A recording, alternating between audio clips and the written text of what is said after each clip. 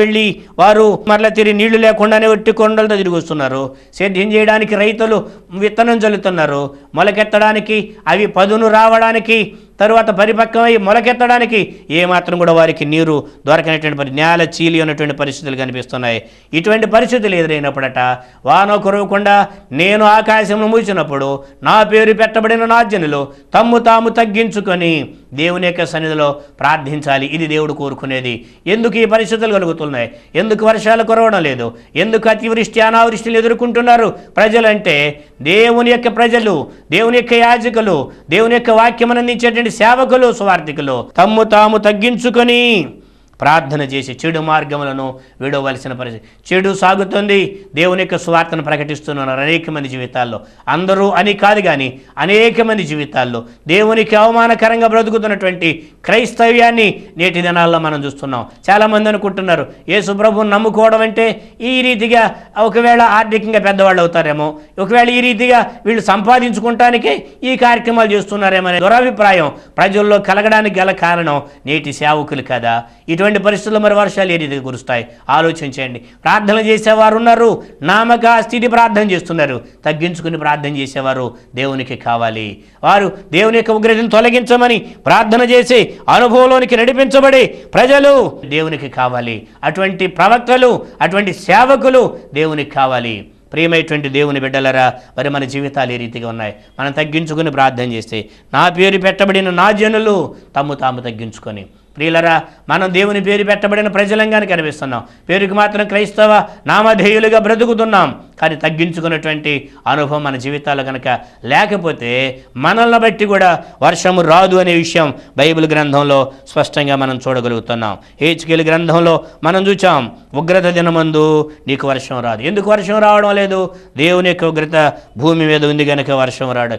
అనేక ప్రాంతాల్లో నేటి దినాలు చూస్తున్నట్లయితే సాధారణంగా కురవలసినటువంటి వర్షపాతము కంటే మరింత తక్కువ వర్షపాతం నమోదవుతున్నటువంటి పరిస్థితులు నేటి దినాల్లో మనం చూస్తున్నాం. ఈ పరిస్థితికి కారణం ఎవరికి వారి వాక్యం వింటున్న ప్రతి ఒక్కరు కూడా నా దోషములను బట్టి నేను దేవుని యందు భయభక్తులు కలిగి జీవించకపోతున్న కారణం చేత, నేను దేవుని యొక్క నామంలో దేవునికి మహిమకరంగా బ్రతకని కారణం చేత, నేను దేవుని యొక్క సన్నిధానంలో తగ్గించుకొని ప్రార్థన చేయని కారణం చేత ఈ పరిస్థితులు దాపురిస్తున్నాయని చెప్పి ప్రతి ఒక్కరు కూడా వారి యొక్క జీవితాల్లో తగ్గించుకొని లేక చెడు మార్గమును విడిచి ప్రార్థించగలిగితే దేవుడు వర్షాలను మరి తిరిగి సమృద్ధిగా కురిపిస్తారనేది దేవుని యొక్క మాటగా మనకు అర్థమవుతుంది. ఇర్మియా గ్రంథం 50వ అధ్యాయము 38వ వచనం కనుక మనం చూస్తే నీళ్లకు ఎద్దడి తగులును అవి ఇంకిపోవును. ప్రియమైనటువంటి దేవుని బిడ్డలరా, రైతులు సహజంగా ఈ భాషను వాడే పరిస్థితిని మనం చూస్తాం.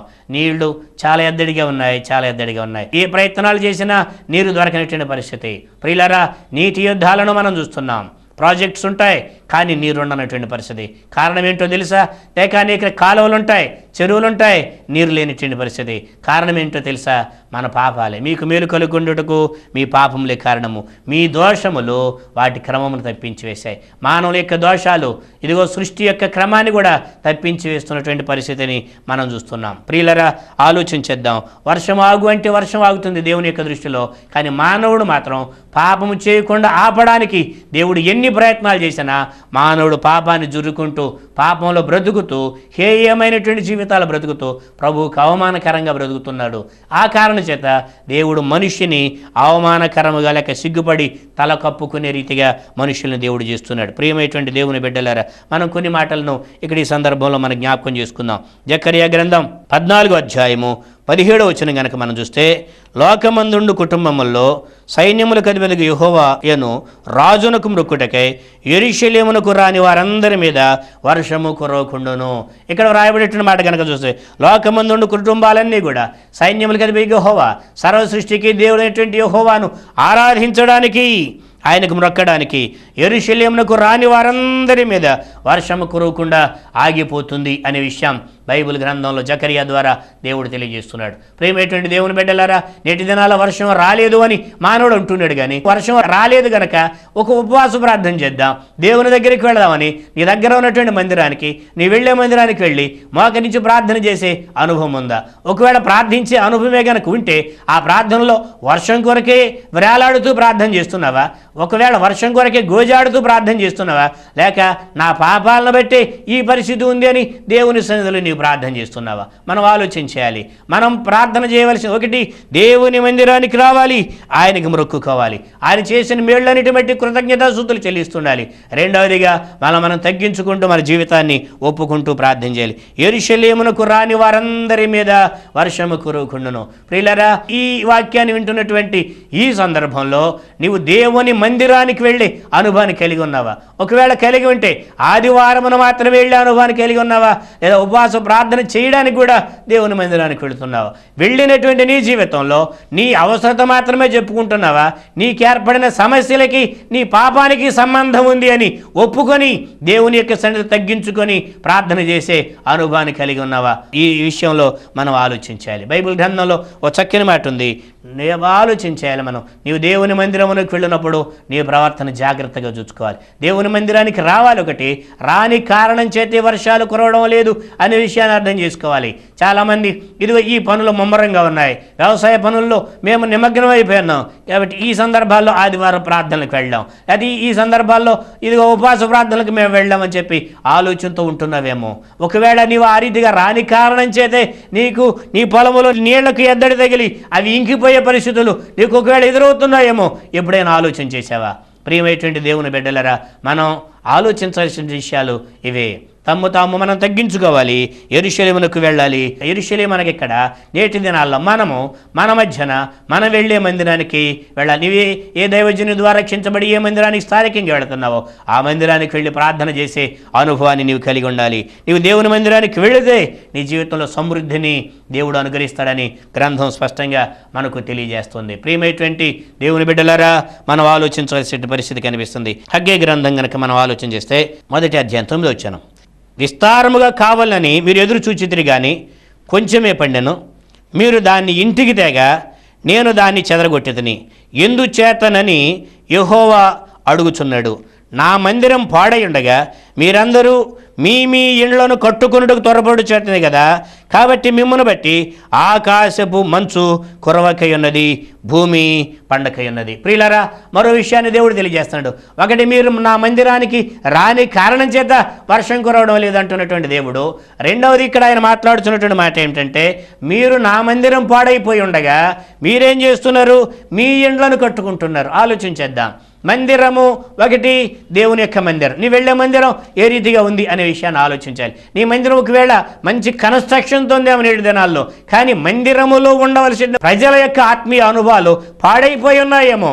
వాటిని ఇంకా పాడు చేయడానికే నీవు కూడా వారితో శృతి కలిపి శరీరాశ, నేత్రాశ, జీవడంబాలకు బానిసై ఏలి కుమారుల వలె ఆ మందిరాన్ని ఇంకా పాడు చేసే అనుభవంలో నీ బ్రతుకుతున్నావేమో. ఒకవేళ యాజకుని బిడ్డలు, దైవజను యొక్క బిడ్డలు చెడిపోతుంటే వారితో పాటు నీవు చెడిపోయినటువంటి అనుభవం ఉందేమో. ఒకవేళ చెడిపోయిన వారి గురించి ఏమాత్రం పట్టించుకునేటువంటి పరిస్థితుల్లో నీవున్నావేమో. ఆలోచించే. ఒకవేళ నీ గృహం వరకే పరిమితం అవుతున్నావా? నీ గృహాన్ని నీవు కట్టుకో. మందిరంలో కూడా ప్రతి ఒక్కరి ఆత్మీయ జీవితాలు దేవునికి ఇష్టకరంగా ఉండాలనేటువంటి ఆలోచన కలిగి దేవుని యొక్క సన్నిధిలో ప్రార్థించవలసిన అవసరం ఉంది. కాబట్టి మీరు ఈ మందిరం పాడైపోయినప్పుడు దాన్ని మీరు పట్టించుకో కారణం చేత. రెండవదిగా, నీ హృదయం దేవుని యొక్క ఆలయం, దేవుని యొక్క మందిరం.